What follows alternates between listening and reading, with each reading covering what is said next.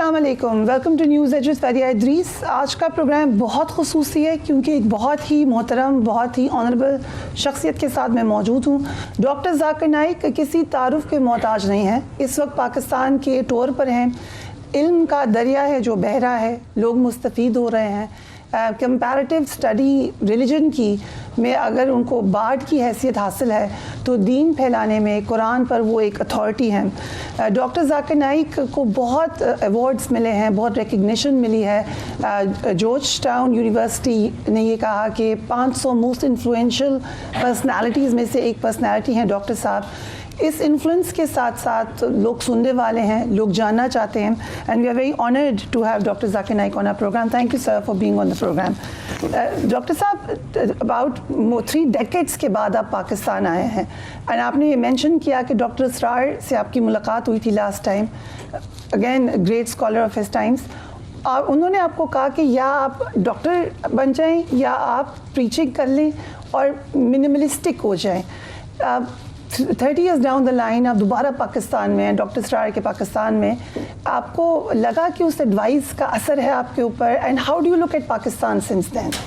अल्हम्दुलिल्लाह वस्सलातु वस्सलाम अला रसूलिल्लाह व अला आलिहि व सहबिहि अजमईन, अम्मा बाद, अऊज़ु बिल्लाहि मिनश शैतानिर रजीम, बिस्मिल्लाहिर रहमानिर रहीम, रब्बि इश्रह ली सदरी वयस्सिर ली अमरी वहलुल उक़दतम मिन लिसानी यफ़क़हू क़ौली। जो एडवाइस मुझे मिली थी डॉक्टर इसार अहमद साहब से, जैसे कि आप जानते कि मुतासिर हुआ शेख अहमद दीदार साहब से 1987 दिसंबर में मुलाकात हुई थी। उसके तकरीबन 3 या 4 साल बाद मेरी मुलाकात हुई डॉक्टर इसार अहमद से, और उनसे मुतासिर थे, उनकी वीडियो कतई देखता था मैं। तो उन्होंने कि आप क्या कर रहे हैं? उस टाइम मैं इंटर्नशिप कर रहा था। 1991 में मैं आया और उस वक्त मेरी जो तालीम है मेडिकल की वो ख़त्म हो चुकी और मैं इंटर्नशिप कर रहा था। 1 साल इंटर्नशिप ज़रूरी है आप अगर प्रैक्टिस करने के पहले।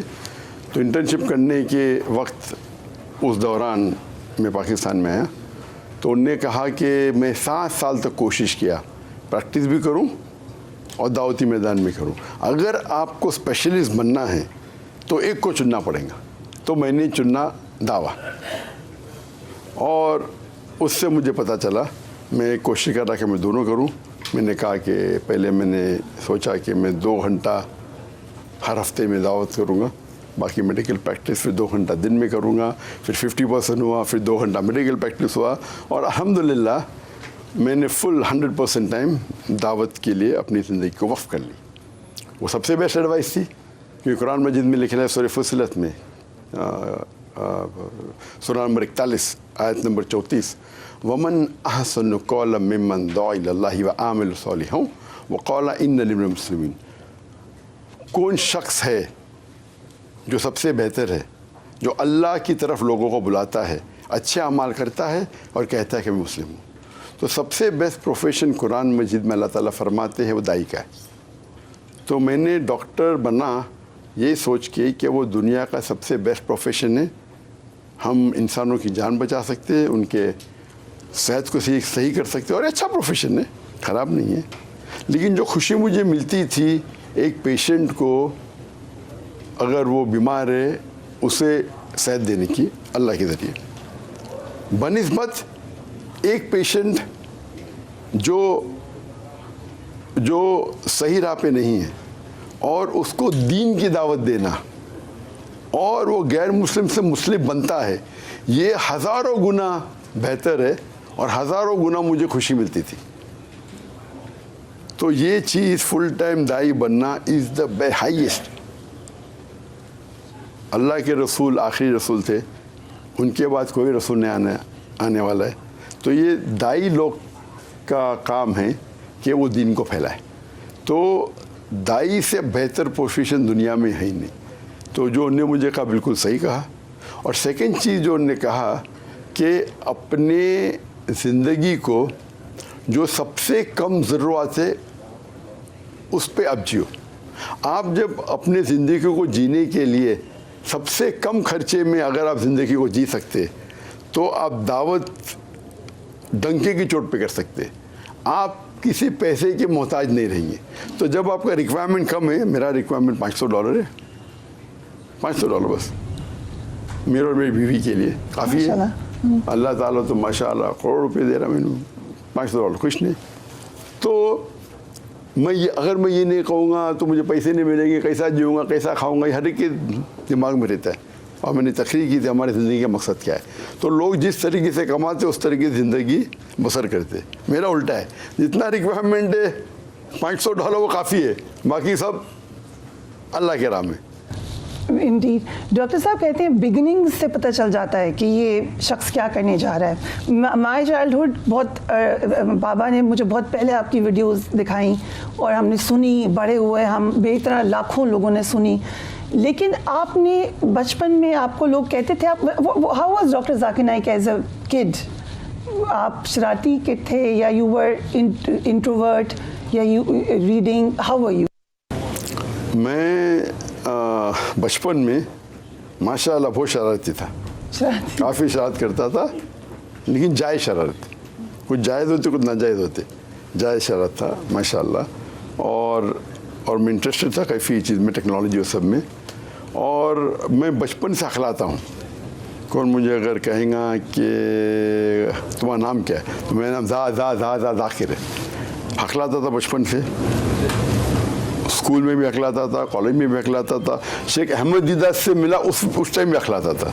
जब दावती मैदान में आया तो पता लगा जब दावा कर रहा हूँ मैं अखलाना बंद हो गया मेरा। तो बचपन में कौन कह ही नहीं सकता था कि मैं स्पीच दे पाऊँगा पब्लिक में।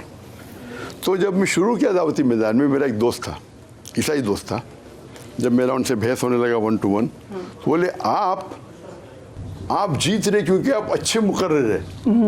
माशाल्लाह। तो उसका नाम विवेक था। मैंने विवेक तुम कह रहे, तुमको अवार्ड मिला पब्लिक स्पीच में, मुझे नहीं मिला, मैं तो अखलाता हूँ। तो जो आखिरी उसके पास था, क्या बोल सकते, टूल, लास्ट स्ट्रॉ, ये क्या कि आप डिबेट में आप अच्छे मुकर्रर से जीत रहे। मैंने आप विवेक आपको अवार्ड मिलता है स्कूल में आपको अवार्ड मिलता है, मुझे तो अवार्ड नहीं मिला, आप ये कह रहे। तो उसका मतलब अल्हम्दुलिल्लाह अल्लाह साथ है। तो हमें देखना चाहिए कि अल्लाह की रज़ामंदी हो तो अल्लाह ताला के लिए हकलाना निकालना तो बहुत अहम बात है। Right. Again I'll revert to my father's thing. He said कि अहमद दीदात की जगह है ये लेंगे, he's even better than him, memory ज़बरदस्त है माशाल्लाह। सो ये अब एक क्वेश्चन है, अल्लाह आपको लंबी उम्र दे, बट डॉक्टर जाकिर नाइक की जगह कौन लेंगे? Over the years do you see कि ये डिक्लाइन हुआ है दावा, या you're hopeful? मैं ये नहीं समझता हूँ कि अब मैं शेख दीदा से बेहतर हूँ। माशाल्लाह वो मेरे उस्ताद है, उनने लिखा था दीदात प्लस मेरी हिम्मत अफजाई करने के लिए। उनका बड़प्पन था कि दीदात प्लस लिखा उस वक्त 1994 में। सबसे पहले बार मैं जब इंडिया के बाहर कोई तकरीर की साउथ अफ्रीका में, और ऑडियंस में वो थे, मैं जुम्मा खुतबा दे रहा था और वो बैठे, तो और खौफ होता है कि भाई उस्ताद बैठे मैं क्या बात करूं। तो वो तकरीर जब मेरी सुनी उसके बाद कहा दीदात प्लस 1994 में। तो मैं ये नहीं समझता हूँ मैं बेहतर हूँ, माशाल्लाह उनके जो वसाइल थे, गम थे, अगर देखे जाए तो वो तो अल्लाह ताला उन्हें जन्नत फिरदौस अता करे। आपका सवाल था कि मेरे बाद कौन? अल्लाह ताला का निज़ाम है, अल्लाह ताला जिसको चुनता है आप छोड़ भी नहीं सकते। तो लेकिन हमें कोशिश करना चाहिए, अल्लाह ताला का तो निज़ाम है, कोई ना कोई आएगा। तो हमने स्कूल कायम की थी, इस्लामिक इंटरनेशनल स्कूल, वो क्रेडल टू द ग्रेव तक के है, क्रेडल टू A लेवल था, फिर हमारा इरादा था ग्रेव तक के करना, कि तालीम दोनों जहाँ के लिए। और कई तलबा को हम right from the age of 3 से लेके A लेवल्स तक के इंग्लिश और अरबी पे महारत देते हैं। फिर उनको पब्लिक स्पीकिंग सिखाते from the age of 4 English, public speaking from the age of 6 Arabic, काफ़ी है माशाल्लाह। उनमें से मेरा बेटा भी एक है। और अगर आप देखे जाएंगे तो जिस तरीके से मेरा बचपन गुजरा और मेरे बेटे फ़ारिक का बचपन गुजरा, अगर आप टेक्निकली देखे जाए तो फ़ारिक की तरबियत मेरे से 10,000 गुनी तो ज़्यादा अच्छी होगी। 10,000। मैं सबसे बार दावत देने लगा एट द एज ऑफ 27। मेरा बेटा तो 8 साल से मैं पब्लिक लेक्चर दिया 93 में, सबसे पहला 93 में। तकरीबन मेरी उम्र थी 28। मेरा बेटा तो 8 साल से पब्लिक में लेक्चर दे रहा है। मुझे अरबी ज़बान पे महारत नहीं, मेरे बेटे फ़ारिक को है। वो तो माशाल्लाह बचपन से। तो अगर आप देखेंगे ट्रेनिंग वाइज या किस तरीके से तरबियत उसकी हुई, तो मेरे से तकरीबन 10,000 गुना तो ज़्यादा हुई, ज़्यादा। लेकिन सफलता पाने के लिए टेक्निक काफ़ी नहीं, वो तो लास्ट में आती है। सबसे पहले अल्लाह की मदद, गाइडेंस अल्लाह की तरफ से है। गाइडेंस अल्लाह की मदद। कुरान में लिखा है सूरह इमरान में सूरह नंबर 3 आयत नंबर 160 में कि अल्लाह अगर किसकी मदद करे तो कोई आपको हरा नहीं सकता है। अल्लाह आपको छोड़ देगा तो कोई आपकी मदद नहीं कर सकता। या मोमिनो अल्लाह पे ईमान रखो। दूसरी चीज़ है जिहाद, जिद्दोजहद। अल्लाह ताला फरमाते सूरह अनकबूत में सूरह नंबर 29 आयत नंबर 69 में, अगर आप अल्लाह के राह में जिहाद करोगे तो अल्लाह ताला आपके रास्ते खोलेगा। अगर आपके रास्ते नहीं खुल रहे, आपकी गलती, आप जिहाद बराबर नहीं कर रहे। और आखिरी में आता है टेक्निक, फसअलू अहले ज़िक्री इन कुंतुम ला तालमून। सूरह नहल सूरह नंबर 16 आयत नंबर 43 और सूरह अंबिया सूरह नंबर 21 आयत नंबर 7। तो टेक्निक वाइज देखे जाओ तो मेरे बेटे को 10,000 गुना मेरे से ज़्यादा है, ये मैं कह रहा हूँ। Right right. लेकिन अल्लाह की मदद है। आप जिद्दोजहद भी कर रहे हो, लेकिन अगर कंपेयर करें तो मेरे लेवल तक नहीं। अभी वो नौजवान है, फिर भी वो मेरे से ज़्यादा सोता है, मैं कम सोता हूँ माशाल्लाह। आम लोग से ज़्यादा। तो जिद्दोजहद करो, अल्लाह की मदद जिस दिन आएंगी, आ रही है माशाल्लाह। मैंने कहता नहीं, अभी भी माशाल्लाह कंपेयर करो तो माशाल्लाह काफ़ी लोग वो तकरीर कर रहा है। वो फ्रॉम नर्सरी से लेके till A levels 12th standard तक के उसकी तालीम हुई अंग्रेज़ी और अरबिक में, 2 ज़बान में। ए लेवल के बाद बैचलर्स, मास्टर्स, नेक्स्ट अभी 11 साल तक सिर्फ अरबी में। ठीक। सो अब बिकॉज आपका एक्सपर्टीज़ है in other religions also, end of time से मैंने आपकी बात सुनी, आपने कहा कि 60% माइनर मेजर साइंस जो हैं वो पूरे हो चुके हैं। जो आप बाकी स्क्रिप्चर्स हैं उनके हिसाब से कोई कॉमन साइंस हैं वो सिमिलर हैं? Because everybody believes as far as I know in end of times like Jewish scripture and Christian scripture. जहाँ तक कि मैंने कहा कि जो अलामत आखिरत की अलामत है, the science of the end of the world, उसमें माइनर है, मेजर है। माइनर में लोग ने मुख्तलिफ में डिवाइड किया। मैंने मेरी फेसबुक पे 87 माइनर साइंस लिखा हूँ। कुछ माइनर साइंस 2-3 को अगर 1 पॉइंट होते, कुछ 1 को 3-4 करते, तो कोई कहता है 80 है, कोई कहता है 100 है। लेकिन मेजर साइंस सब में 110 है, वो हदीस है। तो माइनर साइंस मैंने कहा 60% से ज़्यादा हो सकता है, 70-80 से ज़्यादा अभी तक के आ चुके हैं। आपका सवाल था कि दिगर मज़हब की किताब में भी कोई माइनर साइंस है या कॉमनैलिटी है? सबसे अव्वल माइनर साइंस हमारे रिलीजन में है, हमारे आखिरी नबी मोहम्मद सल्लल्लाहु अलैहि वसल्लम, आखिरी रसूल मोहम्मद सल्लल्लाहु अलैहि वसल्लम। आप अगर मजहबी किताब को पढ़ेंगे, चाहे हिंदुइज़्म हो, चाहे जुडाइज़्म हो, चाहे क्रिश्चियनिटी हो, चाहे पारसीज़्म हो, चाहे सिखिज़्म हो, ये सारे जो दीन के बड़े मज़ाहिब हैं उनके किताबों में लिखा है कि मोहम्मद सल्लल्लाहु अलैहि वसल्लम आने वाले। ये सबसे कॉमन साइन जो है वो है मोहम्मद सल्लल्लाहु अलैहि वसल्लम, और वो है, और कई बाकी साइंस भी है, बट ये सबसे अहम है और सारे मजहबी किताब में कॉमन है। हर बुक में? इंटरेस्टिंग। हर बुक में नहीं, हर रिलीजन में। आप चेंज मत कीजिए। ठीक।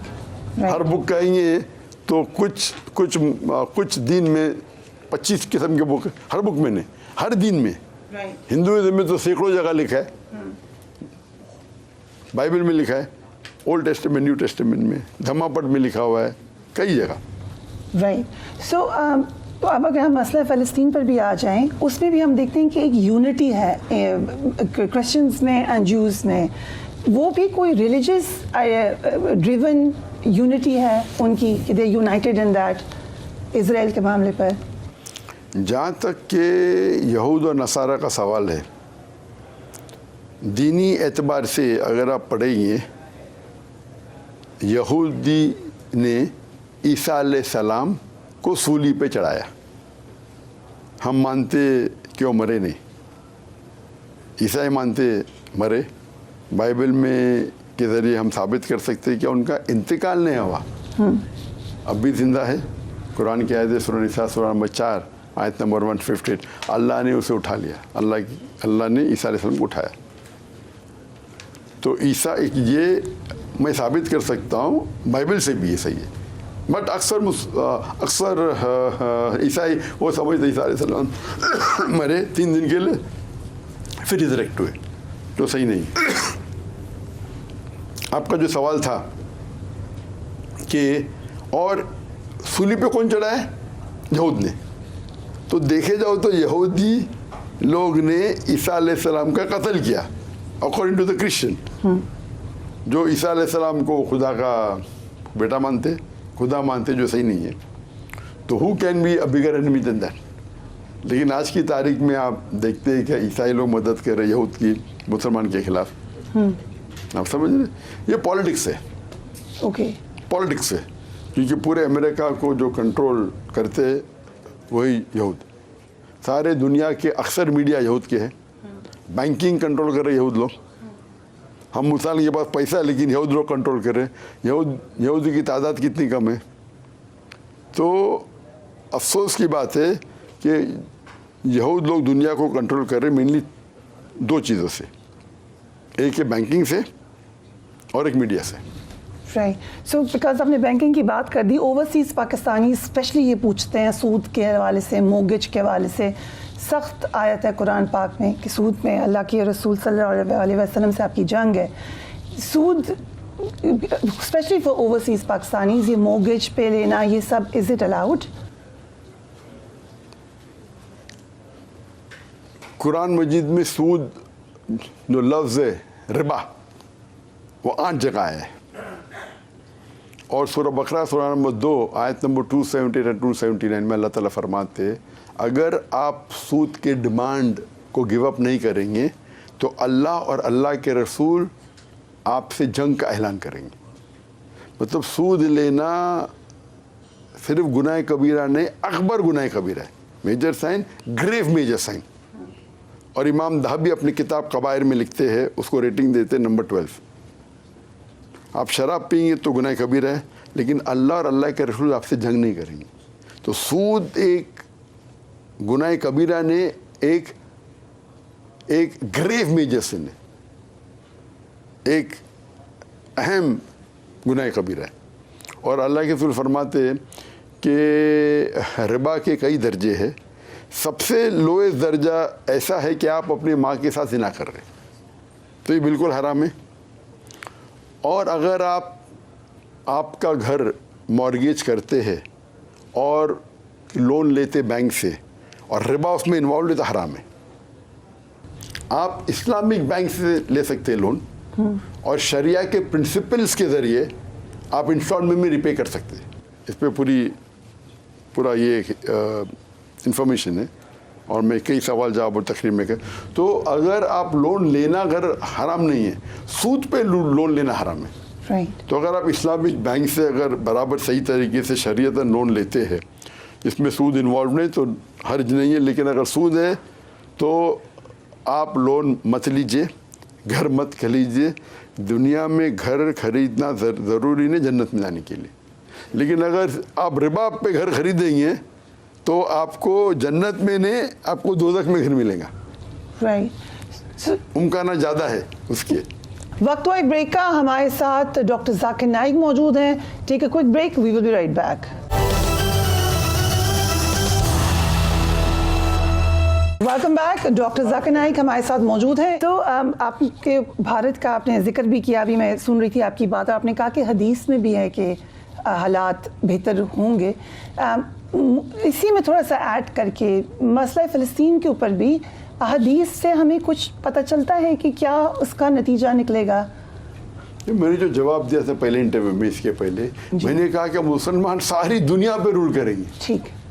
और रूल करने के बाद इंडिया पाकिस्तान नहीं आने, पासपोर्ट की ज़रूरत नहीं पड़ेगी आपको, तो उसमें फ़लस्तीन भी आ गया। पूरी दुनिया एक हो रही। आप बोलो 1 कंट्री बोले तो कोई प्रॉब्लम नहीं।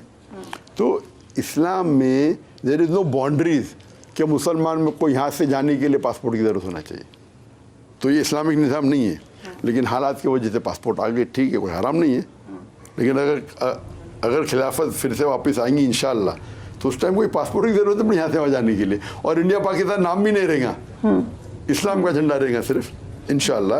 एक पूरी वन रूल होगा और एक ही खलीफा होगा इंशाल्लाह। राइट, तो उसमें सब हल हो जाएगा पैलेस्टाइन का भी इंशाल्लाह। एंड 21st सेंचुरी में डॉक्टर साहब सबसे बड़ा फितना क्या है मॉडर्न टाइम्स में मुसलमानों के लिए? सबसे बड़ा फितना ना ही मुसलमान के लिए, सारी इंसानियत के लिए मीडिया सबसे बड़ा फितना है, सबसे बड़ा हथियार है। Can convert black into white, day into night, hero into villain, villain into hero, सबसे बड़ा फितना है। लेकिन हम इस फितने को हम अगर चाहे तो अच्छे काम के लिए इस्तेमाल कर सकते हैं, जैसे आप कर रहे हैं। कोशिश कर रहे हैं इंशाल्लाह, अल्लाह कबूल फरमाए। हम कोशिश कर रहे हैं कि हम मीडिया को ले, देखते हैं अगर शरीयत के खिलाफ कुछ होना नहीं चाहिए और उसको इस्तेमाल करें। देखना चाहिए अगर शरीयत में जो चीज़ मैं कर रहा हूँ शरीयत के खिलाफ है तो उसे मैं नहीं करूँगा।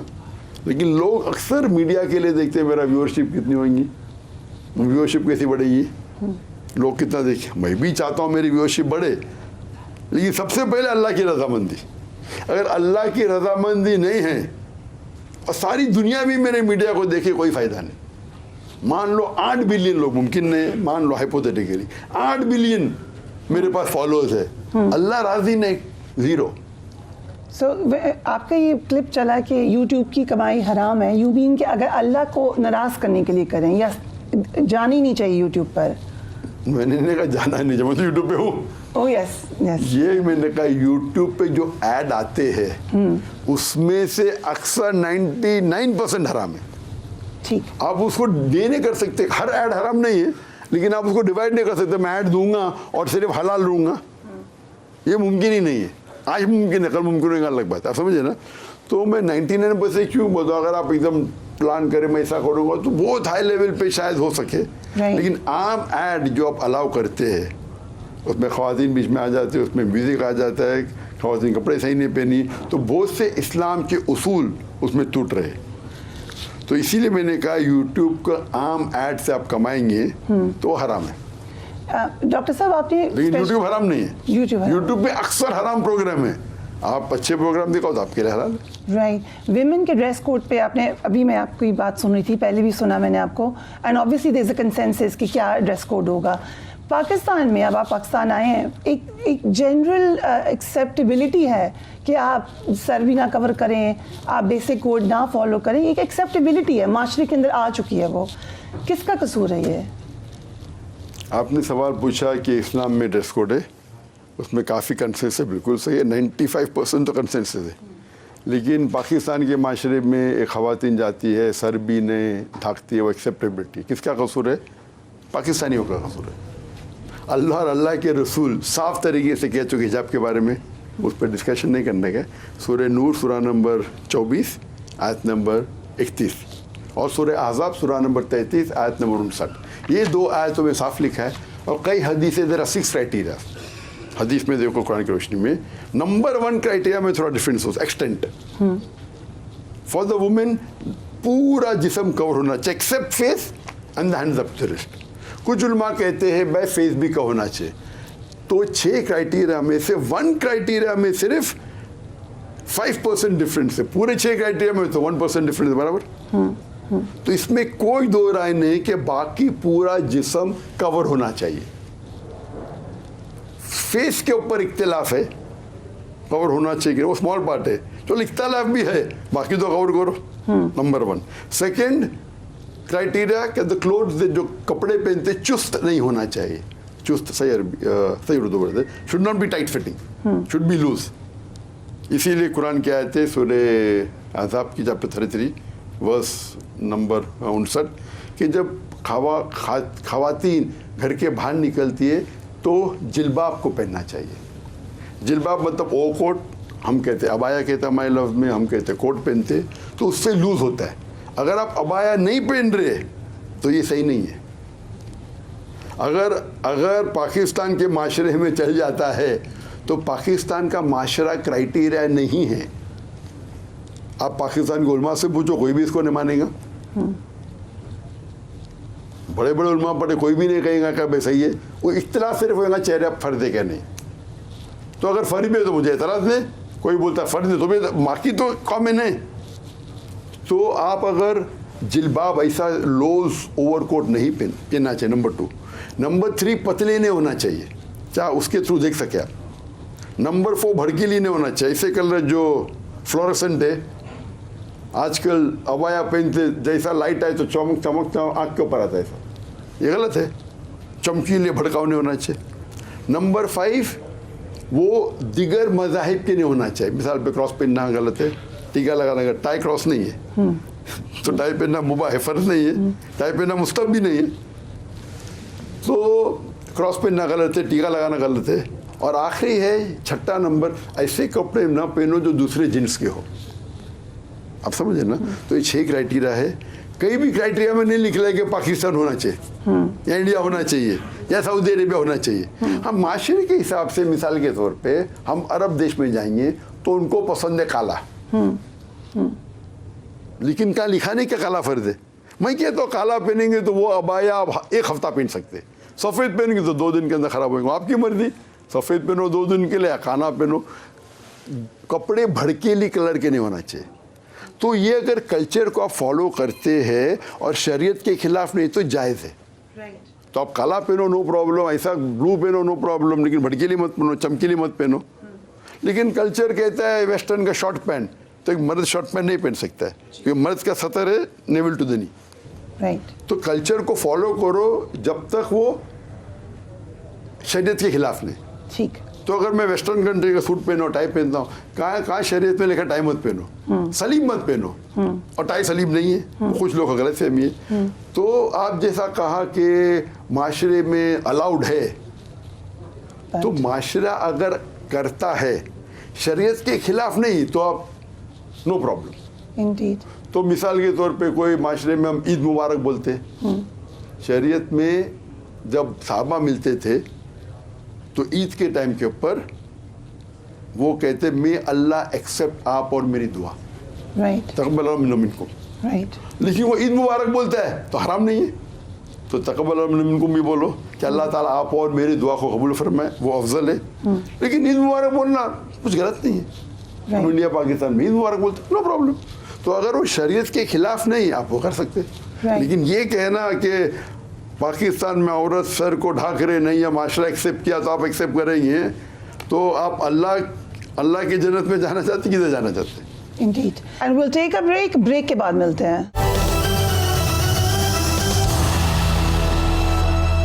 And welcome back. Working women के हवाले से आपकी क्या किस तरीके आजकल, क्योंकि डिफरेंट ज़माना है, हाउ शुड दे कंडक्ट और क्या रोल है वर्किंग वुमेन का? जहाँ तक ख़वातीन का सवाल है, ख़वातीन को अपने ज़िंदगी के बेसिक नेसेसिटीज़ के लिए वर्क करने की ज़रूरत नहीं है। इस्लाम ख़वातीन को महफूज रखता है। ये काम किसका? मर्द का है। शादी के पहले उसके वालदा और उसके भाई को देखना चाहिए कि शी इज़ सिक्योर्ड फाइनेंशियली, उनके ऊपर कोई बर्डन नहीं। शादी के बाद उसका शोहर और उसका बेटा देखना चाहिए, उसको काम करने की ज़रूरत ही नहीं। खाना पीना सब शोहर देगा शादी के बाद, शोहर के पहले वालिद देंगे 100%। अगर ख़वातीन काम करना चाहती है तो कर सकती है, लेकिन नंबर 1 वो शरीयत के खिलाफ नहीं होना चाहिए। अगर वो शादीशुदा नहीं है तो अपने वालिद से मशवरा करना चाहिए। अगर शादीशुदा है तो शोहर से। वो इजाज़त से कोई भी काम कर सकते जो शरीयत के खिलाफ नहीं है। लेकिन शरीयत के खिलाफ है, शोहर भी हाँ बोलता है तो हराम है। मिसाल के तौर पे ख़वातीन मीडिया पे कैमरा के आगे नहीं आ सकते, माफ़ करना, क्योंकि जब मीडिया के आगे आती ख़वातीन अगर पूरे नकाब में आ रही है, ज़रा भी फितना नहीं है, तो शायद कुछ उल्मा मानेंगे। लेकिन ख़वातीन अगर सही हिजाब से नहीं है और अगर सही हिजाब से है और चेहरा दिख रहा है तो फितना के कई मुमकानात हैं। कुरान की आयत है, हिजाब में औरत के पहले मर्द को कहा गया है कुरान में। सूरा नूर, सूरा नंबर 24 आयत नंबर 30 में कहा गया है कि मर्द को गुज़रे बसर करना चाहिए। मिसाल के तौर पर कोई भी ख़वातीन को देखा और कुछ गलत ख्याल आया तो उसे टीवी के ऊपर अगर एक न्यूज़ रीडर आधे घंटे के लिए न्यूज़ दे रही है और 20 मिनट वो टीवी के ऊपर है, अगर कोई आदमी वो औरत को देखता है मेकअप के साथ, उसके दिमाग में कुछ नहीं होता है तो डॉक्टर के पास जाना चाहिए, कुछ प्रॉब्लम है आदमी में। आप लड़की को 20 मिनट तक देखिए, आपके दिल में हलचल नहीं होती है, मतलब आप मेडिकली बीमार है मेरे हिसाब से। वो अलग बात है, इतनी हलचल होती है, आपको आदत हो गई तो हलचल कम होती है, उसका मतलब नहीं क्या है, हलचल होना ही चाहिए। नहीं है तो आपको साइकेट्रिस्ट के पास जाना चाहिए, कुछ तो बीमारी आपके पास है। आप समझे ना, ये उसूल है। तो कुरान की आयतें गुज़े बसर करो।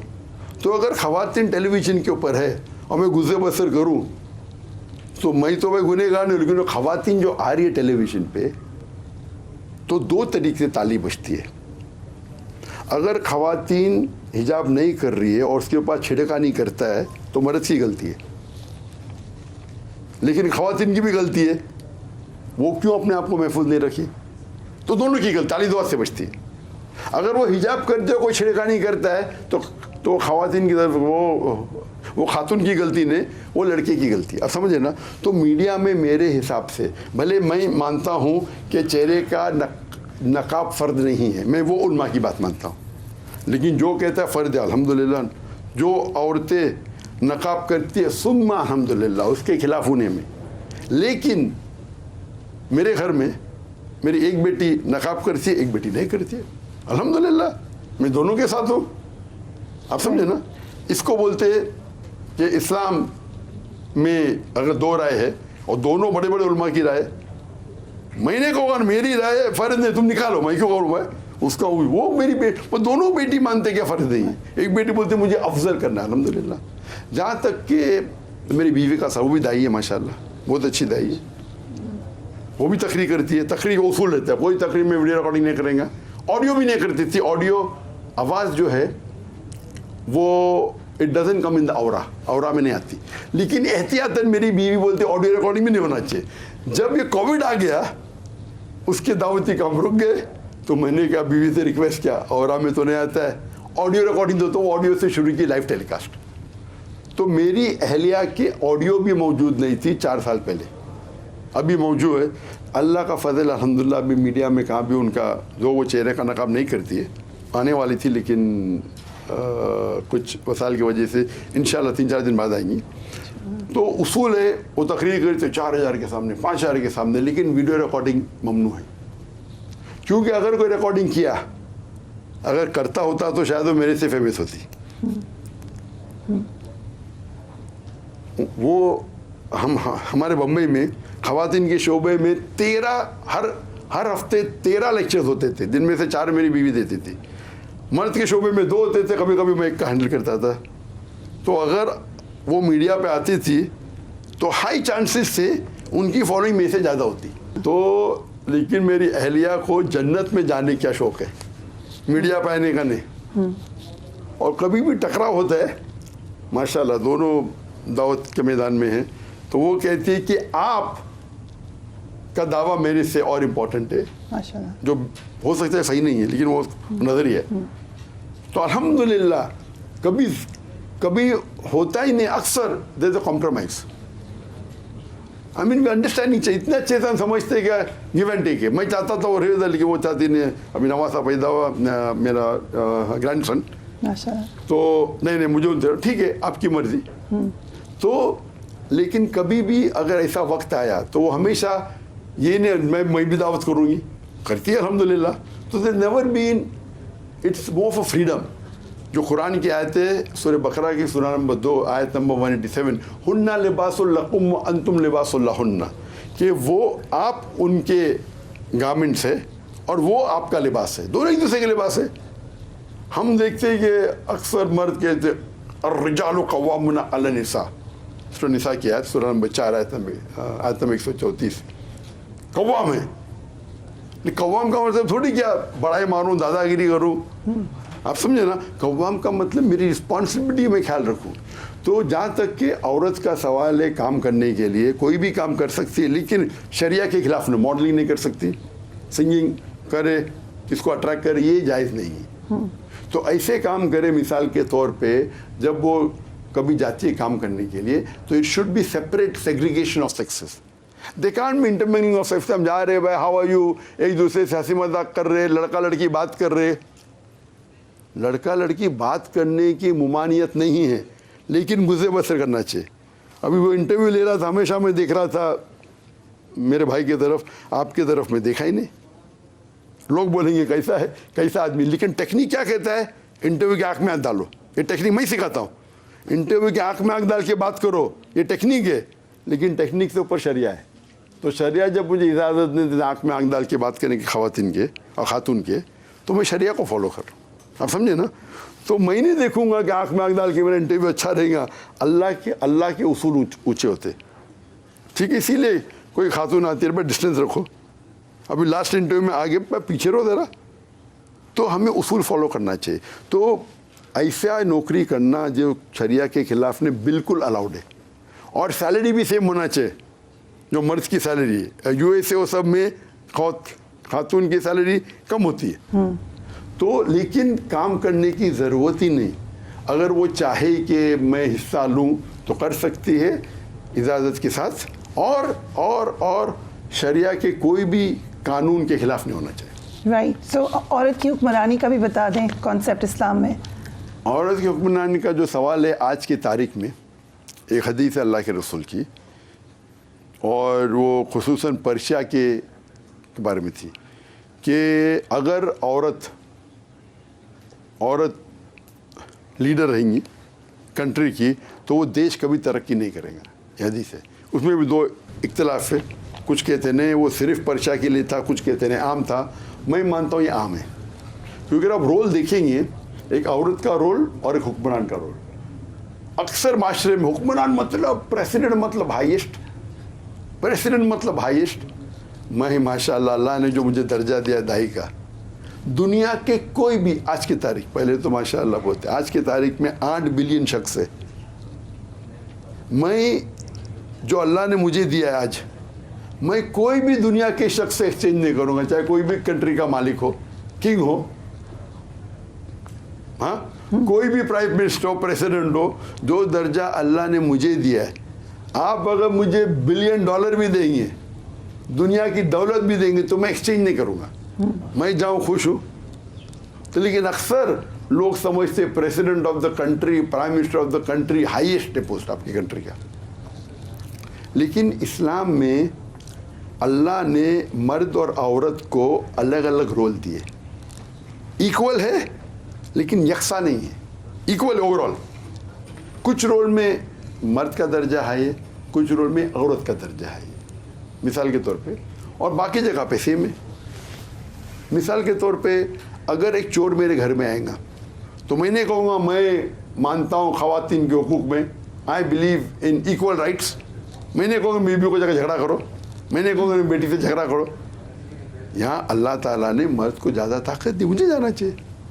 जहाँ तक के बच्चों का ख्याल रखने के लिए अल्लाह के रसूल फरमाते हैं कि माँ के पैर के नीचे जन्नत है। जो 9 महीने माँ अपने कोख में बच्चे को रखती है, आप उसको सोने का पहाड़ भी दे देंगे, वो इक्वल नहीं है। तो दर्जा इस्लाम में माँ को दिया गया है, क्योंकि 9 महीने अपने कोख में बच्चे को रखती है, वो दर्जा एकदम हाई है। आप उसको छोड़ के हुक्मरान करेंगे तो पॉसिबल है कि बच्चे का ध्यान रखें, कंट्री का ध्यान रखेंगे। आपको फिर कंट्री इंपॉर्टेंट है तो बच्चों को छोड़ दे, बच्चे की तरबियत कीजिए। नहीं, वो अगर वो औरत बड़ी हो गई, बच्चे बालिग हो गए, तो क्या अभी हुक्मरान बनेंगे तो कैमरा के नज़दीक आएंगे ना, इस्माइल देंगे। फिर वो हुक्मरान कोई मर्द से मिलेंगे तो शेक हैंड करेंगे। आप जानते हैं कोई भी खातून, और अफसोस की बात है कि मुस्लिम मुल्क के प्रेसिडेंट और प्राइम मिनिस्टर ज़्यादा है खवातीन, अफसोस की बात है। हमारी चीफ मिनिस्टर भी हैं एक खातून इस वक्त। चीफ मिनिस्टर प्राइम मिनिस्टर की बात कर रहा हूँ जी। बांग्लादेश और पाकिस्तान की दोनों खातून थे, अभी नहीं है अल्हम्दुलिल्लाह। राइट। मैं उस खातून से मेरे कोई गिला शिकवा नहीं, लेकिन क्यों खातून बने? क्या मर्द मर गए उस दुनिया के, उस शहर के, सॉरी उस मुल्क के? क्योंकि आप देखेंगे, देखिए आप मीडिया पे क्या कर रहे हैं, शेक हैंड कर रहे। अल्लाह के रसूल फरमाते अगर आप नामहरम को छुएंगे, एक खीला सिर में डालना बेहतर है, सिर में खीला ठोकना बेहतर है बनिस्बत नामहरम को छूना। यहाँ तो नहीं, अभी प्रोटोकॉल है तो हैंडशेक करते, हमारे मर्द भी करते। मैं जानता नहीं हूँ, अल्लाह वालम हो सकता है, मैं नहीं जानता को एक मर्द को मैं नहीं देखा, खातून तो मिलाती है हाथ, कोई भी कंट्री की हो तो, गैर मुस्लिम या मुस्लिम, हाथ तो मिलाते ना, हराम है कि नहीं? खीला ठोकने से बेहतर है, खीला ठोकना बेहतर है बनिस्बत नामहरम को छूना, अल्लाह के रसूल की सही हदीस है। वो मर्द भी मिलेंगे, अरे वो प्रेसिडेंट है, वो प्राइम मिनिस्टर, हाथ मिलाएंगे, फोटो निकालेंगे। मैं जब गया था गैम्बिया के प्रेसिडेंट, वो मुझे बहुत चाहते थे तो मैं चीफ गेस्ट था, उनका नेशनल डे था तो मुझे स्टेज पे खड़ा कर दिया, और उसके बाद सडनली सब एम्बेसडर्स स्टेज पे चढ़ गए प्रेसिडेंट से मिलने के लिए। प्रेसिडेंट के पहले मैं राइट के ऊपर हूँ, तो सबसे पहले थी यूएसए की एम्बेसडर खातून थी, आके मुझे हाथ मिलाने गए, तो मैं बोला सॉरी मैम, यू नो। तो प्रेसिडेंट ने देखा, उसने कहा sorry our religion doesn't permit us to shake hands, हमारा दीन हमें इजाज़त नहीं देता हैंडशेक करने। लोग क्या बोलेंगे, नहीं मेरी बीवी नाराज़ होगी, ये गलत जवाब है। अगर बीवी इजाज़त देती शेक हैंड कर सकते, नहीं। तो ये जवाब देना कि बीवी नाराज़ होगी मेरे हिसाब से गलत जवाब है। बीवी भी इजाज़त दी तो आप एक मर्द नामहरम औरत को टच भी नहीं कर सकता है। इसकी मिसाल है, जब मैं गया था इस्लामाबाद में, एक ऑर्फनेज के लोग, उनके जो मालिक थे बोले, और तुम्हें बच्चों की मोहब्बत में गया, बोले उनके साथ फ़ोटो नहीं, बच्चे हैं, ठीक है उनको हिदायत देंगे। सडनली जब प्रोग्राम ख़त्म हुआ तो लड़कियां क्या बालिग थे, 15 साल की, 16 साल की, 14 साल की, 13 साल, सब बालिग है। स्टेज के ऊपर आके फट, क्या हो गया ये? मैं फ़ौरन नीचे उतर गया, बोला क्या है? तो मुझे मेरे दुनिया क्या कहती छोड़ो, मीडिया क्या कहती छोड़ो, मुझे अल्लाह को जवाब देने का है। इन्होंने मुझे कहा नहीं, बिल्कुल नहीं कहा खावतीन आने वाली। तो मैं बोला क्या हो रहा है? अरे नहीं वो मेरी बच्चियां हैं। वो मालिक कहता है मेरी बच्चियां हैं। मैं बोला आपको भी छूना हराम है। बच्ची कहो बेटी को कहना जायज़ है, जब तक आपकी बीवी से कोख से जन्म नहीं ली, वो आपकी बेटी नहीं है, बोल सकते, छू भी नहीं सकते। वो डर गया। पाकिस्तान में होता है हुंदो, पाकिस्तान में क्या होता है मुझे लेना देना है नहीं। आप छू भी नहीं सकते उनको, बेटी बोल सकते, क्योंकि वो आपकी नामहरम है। तो ये माशरा बेटी बेटी बोल के सब कुछ करेंगे आप अगर उनका ख्याल रख रहे, आप उनको पैसा दे रहे, तनख्वाह दे रहे, रोटी कपड़ा मकान दे रहे, छू भी नहीं सकते। ये इस्लाम का उसूल है। तो जब हम आते हैं जो आपके सवाल का, औरत की हुक्मरानी, तो वो कॉम्प्रोमाइज़ कर रही है। जो अल्लाह ने दर्जा दिया गया, माँ के पैर के नीचे जन्नत है। अल्लाह के रसूल फरमाते हैं, एक शख्स जब आते, सही बुखारी की हदीस है, चैप्टर नंबर 8 हदीस नंबर 2 के वॉल्यूम 8 चैप्टर 2 हदीस 2 कि एक शख्स आके पूछते अल्लाह के रसूल से कि सबसे ज़्यादा मोहब्बत किससे करना चाहिए? तो अल्लाह के रसूल के तेरी माँ, उसके बाद तेरी माँ, उसके बाद तेरी माँ, उसके बाद तेरा बाप। मतलब 2/3 75% लव एंड कंपेनियनशिप जाता है माँ को, 3/4 75% जाता है आपकी माँ को, 25% 1/4 जाता है आपके बाप को। उसका मतलब माँ को मिलता है gold medal, silver medal, bronze medal, बाप को जाता है कंसोलेशन प्राइज।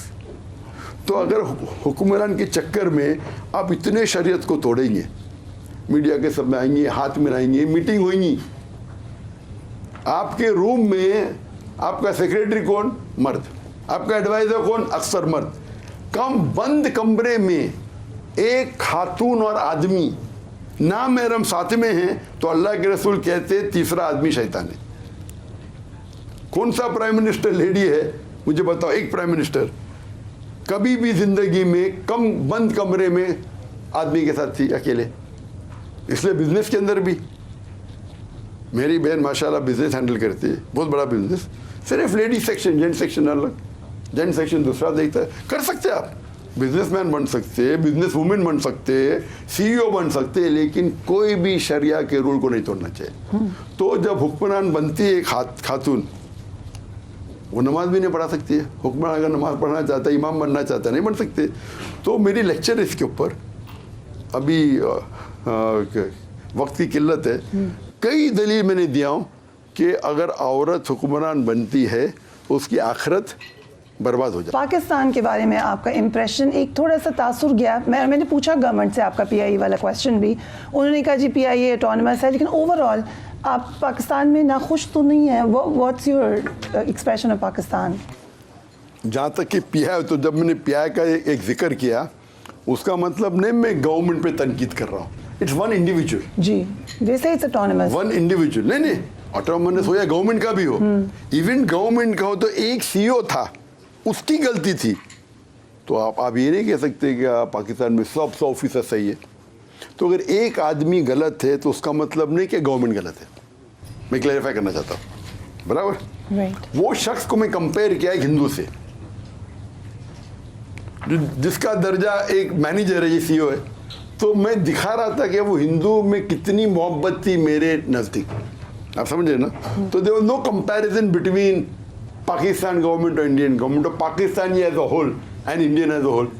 अगर मैं मोदी को लूँगा एक, तो हो सकता है कि आपके सारे पाकिस्तानी से बेहतर है, सॉरी आपके सारे पाकिस्तानी इंडिविजुअली मोदी से बेहतर है।